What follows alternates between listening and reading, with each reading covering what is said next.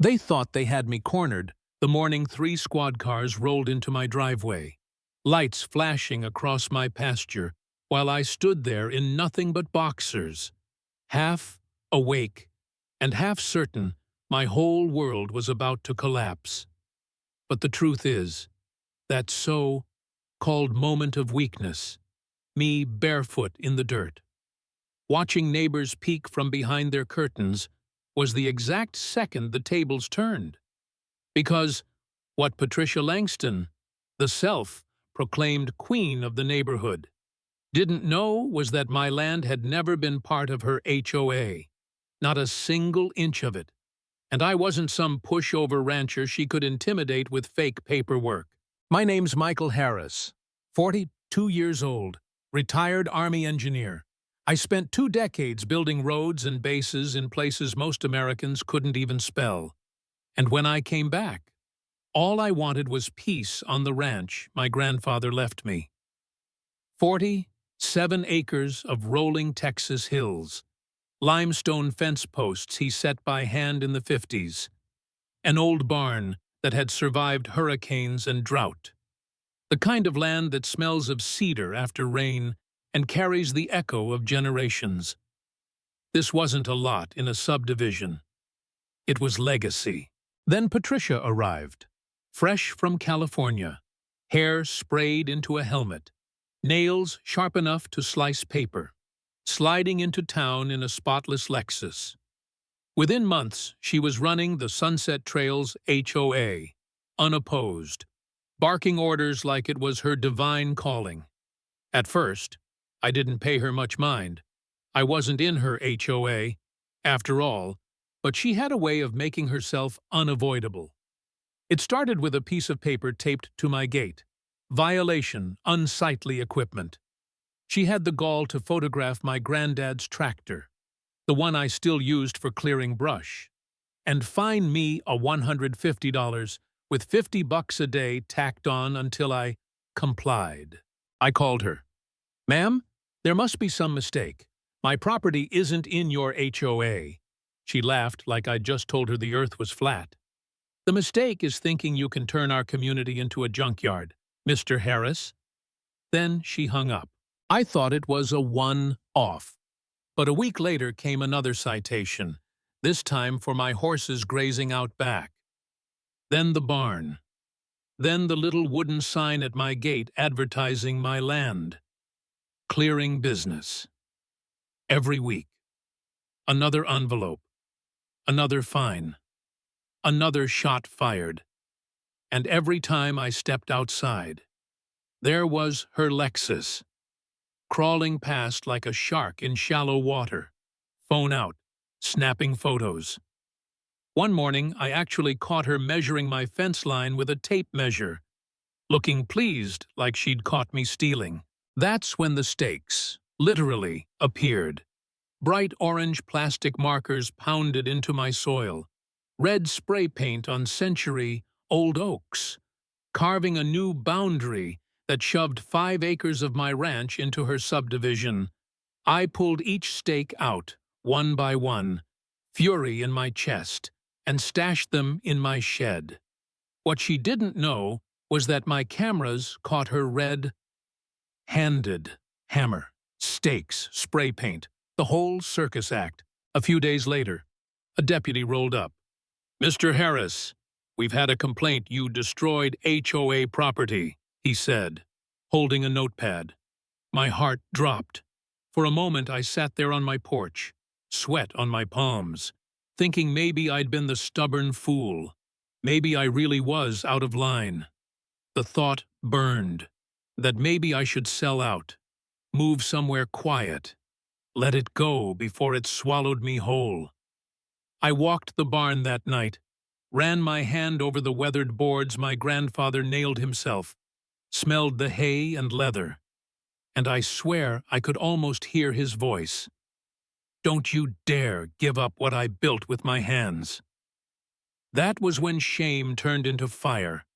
I wasn't about to let a wannabe dictator erase 3 generations. So I drove to the county clerk's office, pulled every deed and plat back to 1950, and sure enough, Clear as day. My property wasn't, and had never been, part of Sunset Trails. Their HOA didn't even exist until '87, decades after my family fenced these fields, armed with proof. I called Patricia again. "I've got county maps right here," I said. "Your HOA has zero jurisdiction over me." She snapped back. "Legal technicalities don't override community standards. You're bringing down property values," and slammed the phone down. That's when the harassment turned from petty to professional. City inspectors started rolling in. Zoning, code enforcement, even environmental, anonymous complaints. Every time. One wanted to check my septic system. Another cited unsafe equipment. It was relentless. And that's when I realized her husband was a mid-level guy at City Hall. She wasn't just playing neighborhood cop, she was pulling strings in government. The stress got to me. Nights I'd sit in the barn, watching the shadows stretch across the stalls, asking myself if maybe she'd win. Maybe I'd lose the business, the ranch, the only place that felt like mine. But every time that thought crept in, I saw those stakes in my shed, remembered the smirk on her face, and I knew, if I let her get away with it, she'd do it to every neighbor she didn't like. That's when I met Margaret Wu, the treasurer of the HOA. She slipped me a note after one of their meetings. "Call me."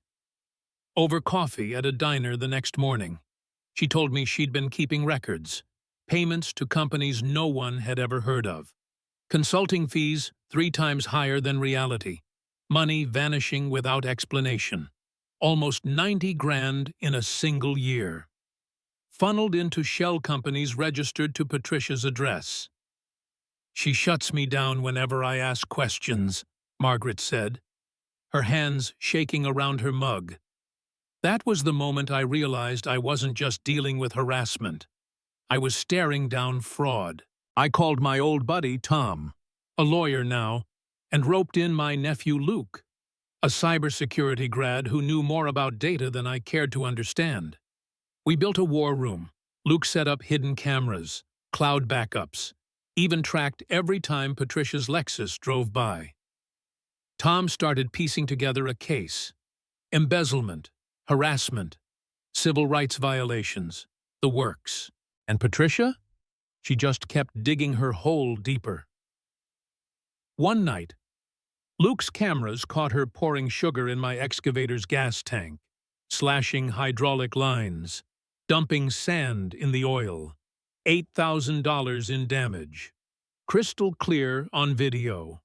Another time, she called my insurance, pretending to represent the community, and offered them a deal if they canceled my policy.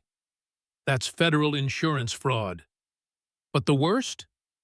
She called my daughter at college, pretending to be a sheriff's deputy, saying I was under investigation. Luke traced the call. It came from Patricia's own home phone. That was the line she shouldn't have crossed. Word spread through the neighborhood, whispers about Patricia's behavior, the constant complaints, the strange payments. By the time the annual HOA meeting rolled around, the community center was packed, more people than I'd ever seen there. Patricia strutted in like she was running for governor, hair perfect, suit sharp, binder under her arm. She launched into a speech about protecting property values and security threats. And then Margaret stood up, calm, steady, and brave as hell. She started projecting financial records onto the wall, payments to shell companies, every dollar traced back to Patricia. The crowd gasped, murmurs swelling into shouts. That was my moment. I walked up front, folder in hand. "My name is Michael Harris," I said, voice steady. "I'm the so-called problem rancher, and I'm here to tell you my land was never in your HOA. Never. But for months.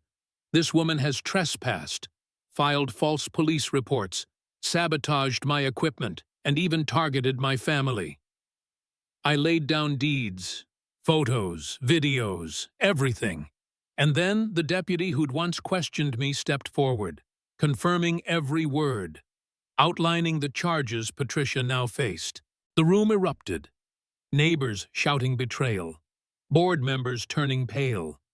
Patricia's face went rigid, but she still hissed. "This is a conspiracy. Lies to destroy me."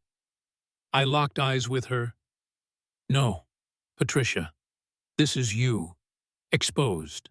And then the sound, sharp, metallic, final, of handcuffs clicking shut. The deputy read out charges: embezzlement, fraud, destruction of property, impersonating law enforcement. She jerked against the cuffs, shouting that I'd ruined her life. I didn't gloat, didn't smile. I just stood there, breathing deep, the weight of months of hell finally lifting. "You did this to yourself," I said quietly. And for once, she had no comeback. As they led her out, the room wasn't celebrating. It was silent, heavy. The kind of silence that says, trust has been broken beyond repair. I watched her go, Lexus keys dangling useless in her hand, her empire crumbling behind her. And in that silence, I felt something stronger than triumph. I felt justice settle in, like dust after a storm. What I learned is simple. When a bully hides behind fake authority, patience and evidence will break them faster than rage ever could. That's the kind of truth we share right here on HOA Drama Unfolded.